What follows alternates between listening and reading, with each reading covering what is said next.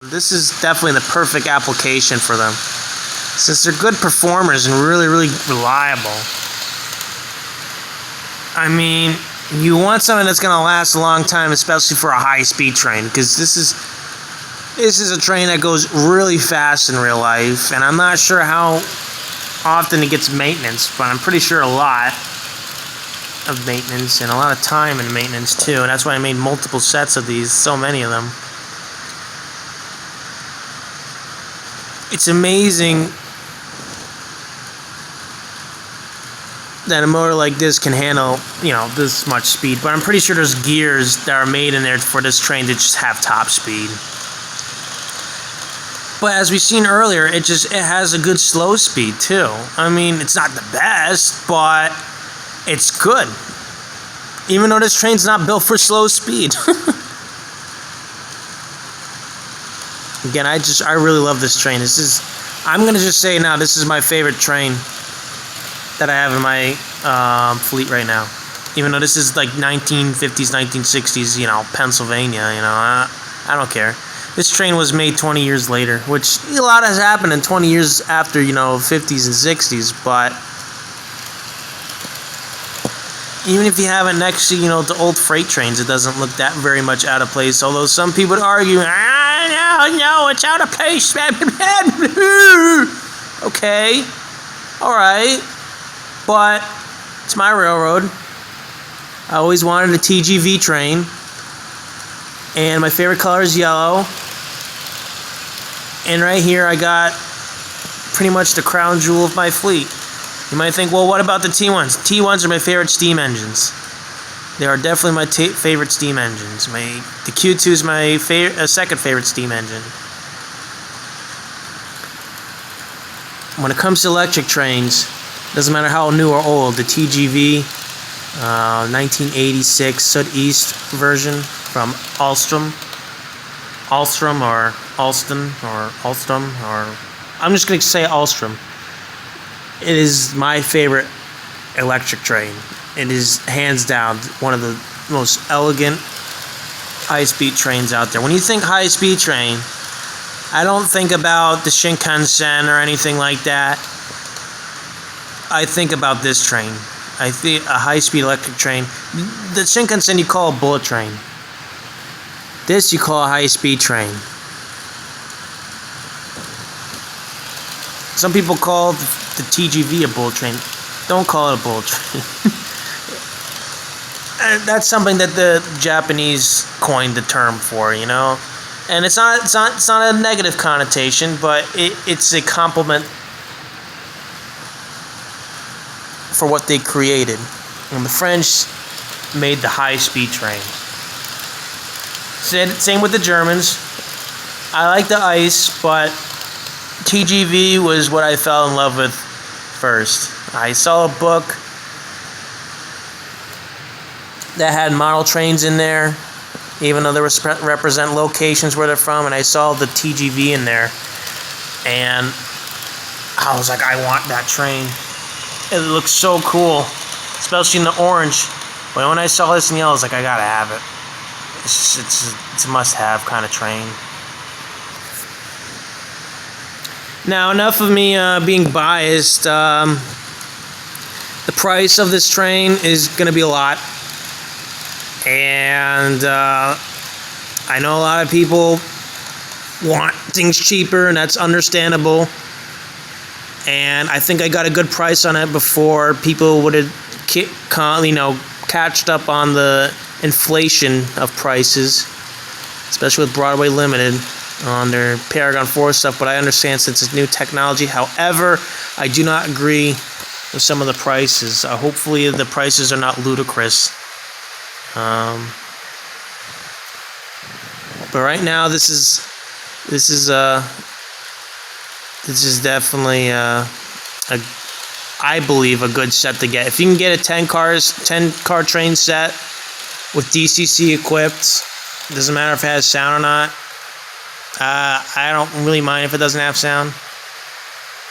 I mean, it should have sound because it has a horn. But in real life, you're just going to hear the rush of wind of this train and the sound of the rails. I mean, you will hear some motor noise or some generator noise, especially when it's slow. But I mean, you don't really need it. I mean, will I upgrade it? Oh, of course. The front engine's still gonna have to look pilot, but I will probably need to get. I don't want to get a look I don't want to get a look sound programmer. I really don't. I'd like to have pre-fitted sounds on there because I heard lock sound programmer costs a lot of money. That's what I heard from my club members. So I'm like, I'll see. I mean, the dummy unit's never gonna have a motor, which is fine. But it's just gonna be for sound, which is fine because again, you're not gonna have a lot of. I mean, you'll have space for a speaker, but it's not gonna be good for a good enough speaker. And I do have one of those good speakers that somebody was talking. Although I don't know the condition of it. It's in with my Erie Builts, which I might or might not do a review for, since they don't have all of them don't have DCC. One of them does, but it was a B unit that I put the A unit on. But that has a speaker, and that one doesn't. I don't know if it's blown or whatnot, so I might have to get a new speaker. But yeah, the TGV set, if you can get the TGV train that you like out there, I'd say go for it. And if you want to get the full train set, try to go for it for a good price. I would not go over $700 for the set, especially with the DCC. That's just as a 10-car set. I wouldn't spend, just to get the whole thing, the whole 10-car realistic train, I want to go over 700. I think that's the max I would pay for this train.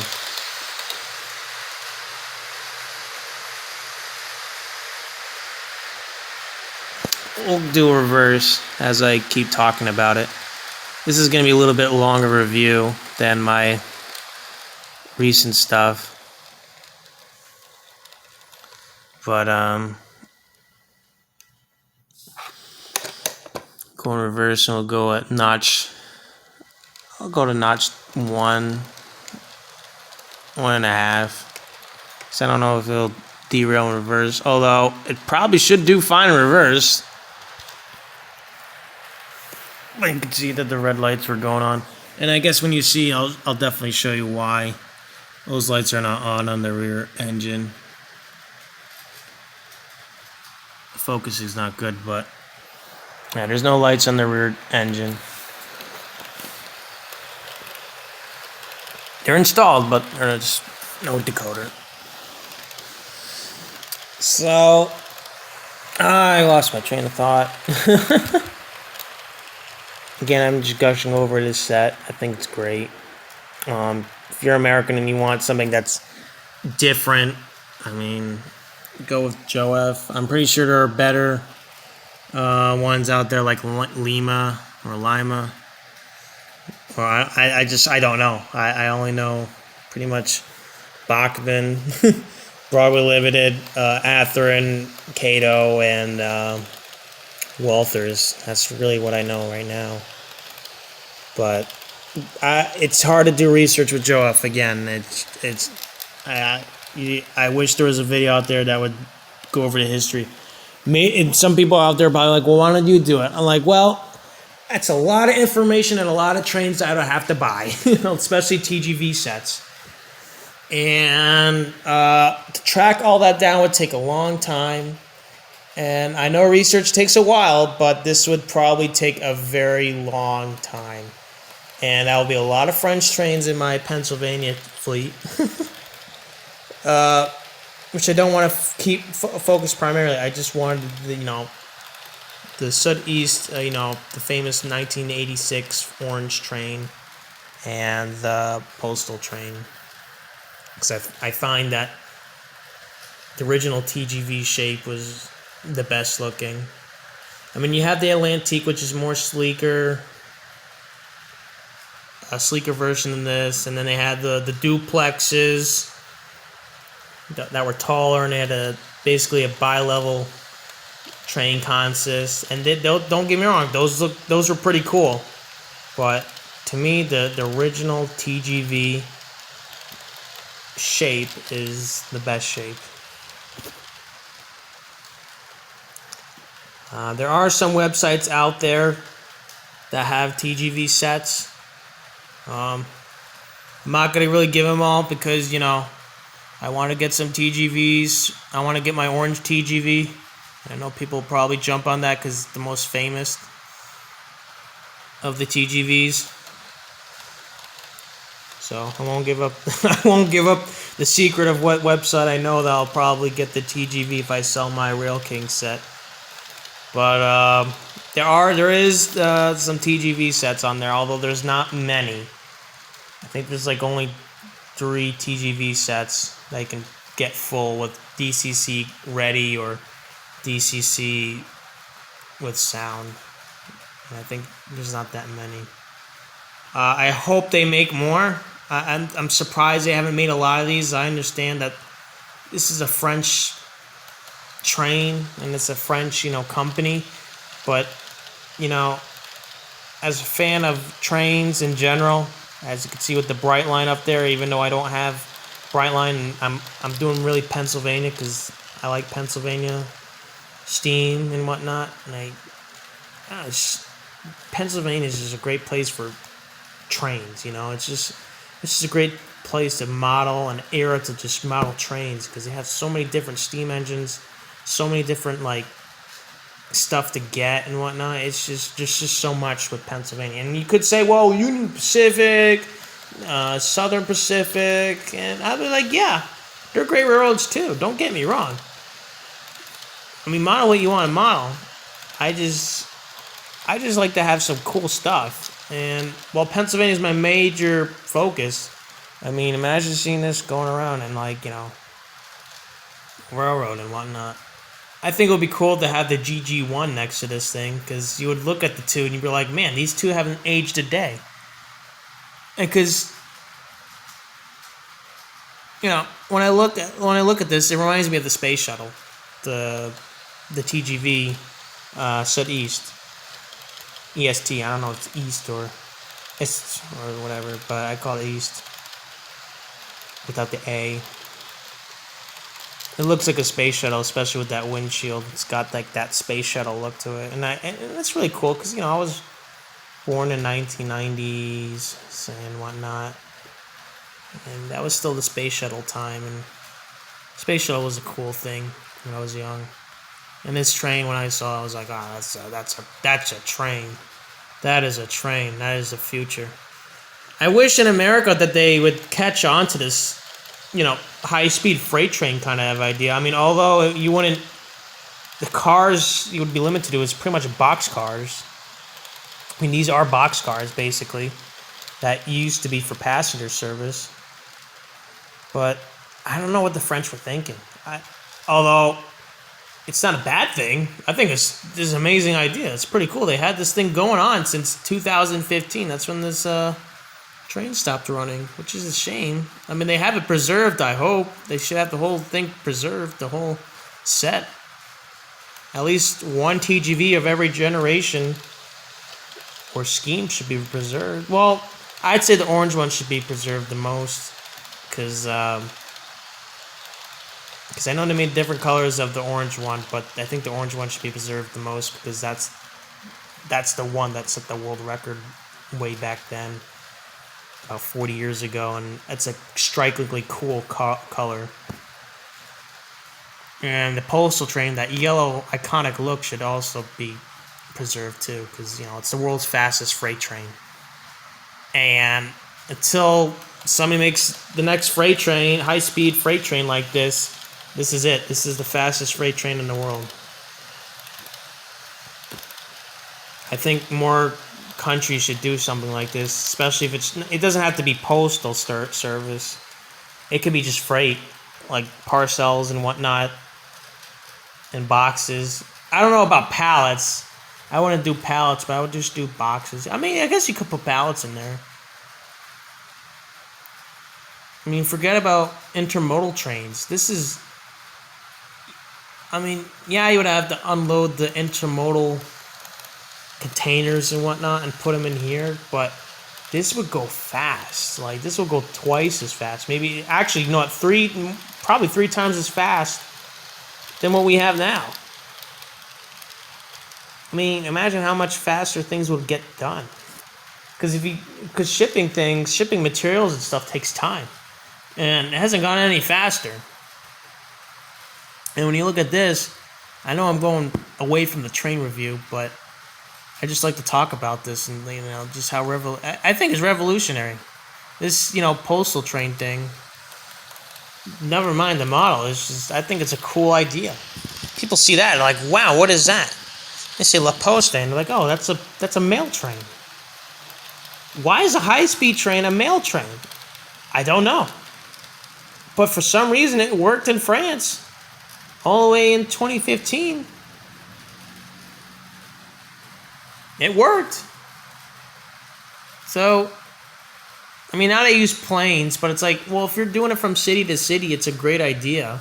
And especially in France, this is a great idea because, you know, it's one country. If people want to send stuff in the mail, forget the mail truck. Plane's a waste of money. Use the high-speed postal train. If it's a postal service that's going across country in France, this is what they're going to use. Imagine if every state had a high-speed postal train like this. Imagine how fast the train... I mean, to go across the country, you might as well use a plane.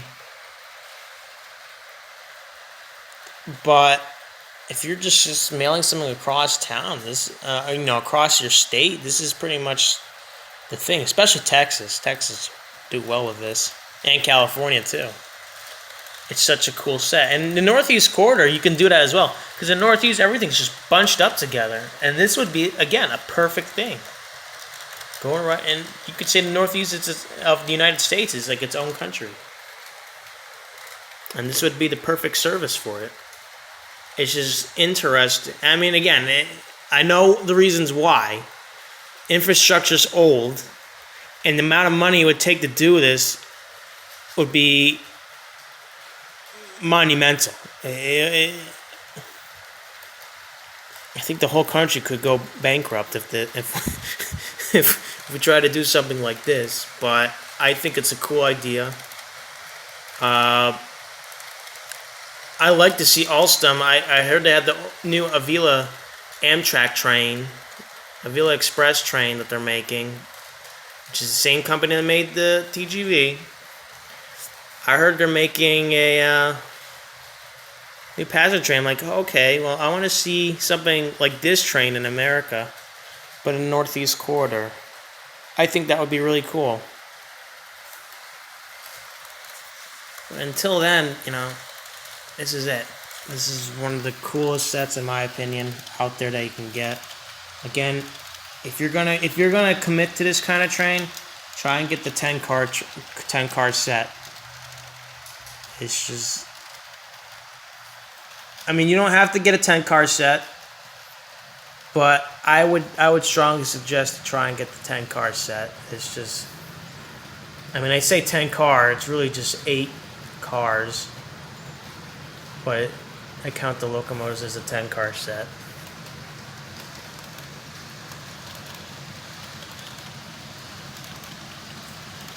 Anywho, that's again, I would give this model train a 10 out of 10. Running, the running gears, I would probably, I mean, I'm not doing a tier, I haven't done a tier system or a number system or rating system, but I would give this set a 10 out of 10. I would give the value I would give it an 8. I would give it a solid 8. I mean, would I like it cheaper? Of course, but, realistically, I understand, how hard it is to get this. So, same with the Q2. I would give the value a solid 8. But with this, solid 8. Quality of the running gear of the locomotive, I have to say, is 10 out of 10. It's 5-pole skew wound. However, let's talk about the gears. I almost forgot about that. The details, though, some people say it's not the most detailed train out there. Okay, I would give it a solid 8. Even though it's a class model, some people are like, you're not a good reviewer. It shouldn't be 8. It should be like 7 or 6 because it doesn't have every single detail. Okay. But how many people make this set? Did anybody make this in brass? No, I don't think so. I don't think anybody makes a TGV train set in brass with the maximum amount of details. And you know how much money that would probably be for a 10-car set? Nobody would afford it except millionaires or old people who are retired. No offense, old people. It's just... you guys have the money because you retire with a lot of money, which is fine. It's good. But if younger people out there want something that's, maximum detail, you're not going to find a TGV train that has the maximum detail. So I'm going to turn off the power, and I'm going to uncouple this engine.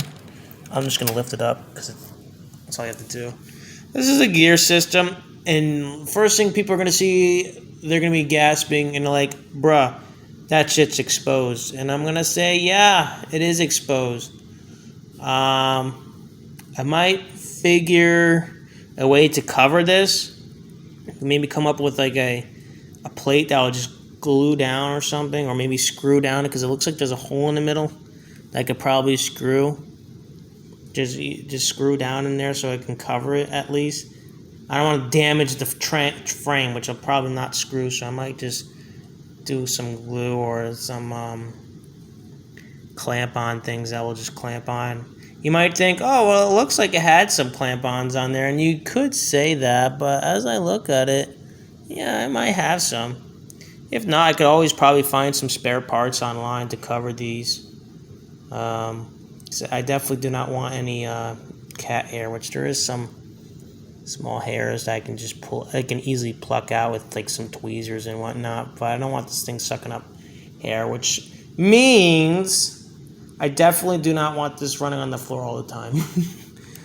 I'll have to clean the floor if I really want to run this train a lot, but it's not going to cause super major damage, although you definitely should clean on the underside if you have a train like this with exposed gears.